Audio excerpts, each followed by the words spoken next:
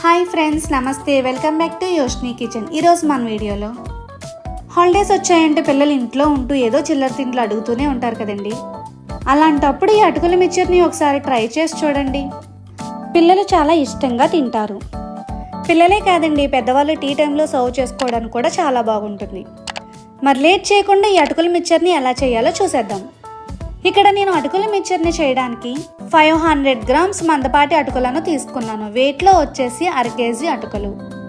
First అటుకులను ఇలా జల్లీల్లోకి తీసుకొని జల్లించి తీసుకోవాలి. దీనివలన ఇందులో ఉండే చిన్న చిన్న డస్ట్ స్పాట్స్ అన్నీ కూడా సపరేట్ అయిపోతాయి. ఇలా అన్ని అటుకులను కూడా జల్లించి తీసుకోవాలి. ఇప్పుడు డీప్ ఫ్రైకి సరిపడినంత ఆయిల్ని హీట్ చేసుకోవాలి. ఇక్కడ నేను ఆయిల్ని చాలా తక్కువగానే యూజ్ చేస్తున్నాను. ఎందుకంటే ఒకసారి యూజ్ చేసిన ఆయిల్ని మళ్ళీ రీయూజ్ చేయడం అంత మంచిది కాదు కాబట్టి.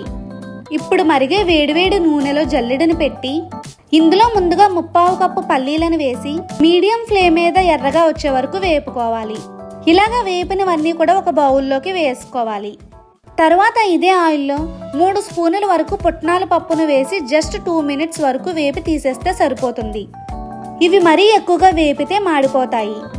తర్వాత కప్పు జీడిపప్పును వేసి ఎర్రగా వేపుకొని ఇవి కూడా బౌల్లోకి వేసేసుకోవాలి.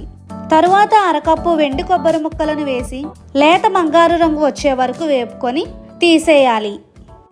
ఆ తర్వాత 5 లేదా 6 వెల్లుల్లి రెమ్మలను వేసి వేపుకోవాలి. తరువాత గుప్పెడు కరివేపాకును వేసి వేపుకోవాలి. ఇప్పుడు అటుకులను ఇదే ఆయిల్లో వేపుకోవాలి. అన్నీ ఒకసారి కాకుండా గుప్పెడు కింద వేపుకుంటే బాగా వేగుతాయి. అటుకులన్నీ కూడా ఈ విధంగా వేపుకొని బౌల్లోకి వేసేసుకోవాలి.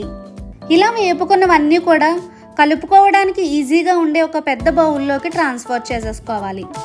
ఇప్పుడు ఇందులో 1 స్పూన్ ధనియాల పొడిని వేసుకోవాలి.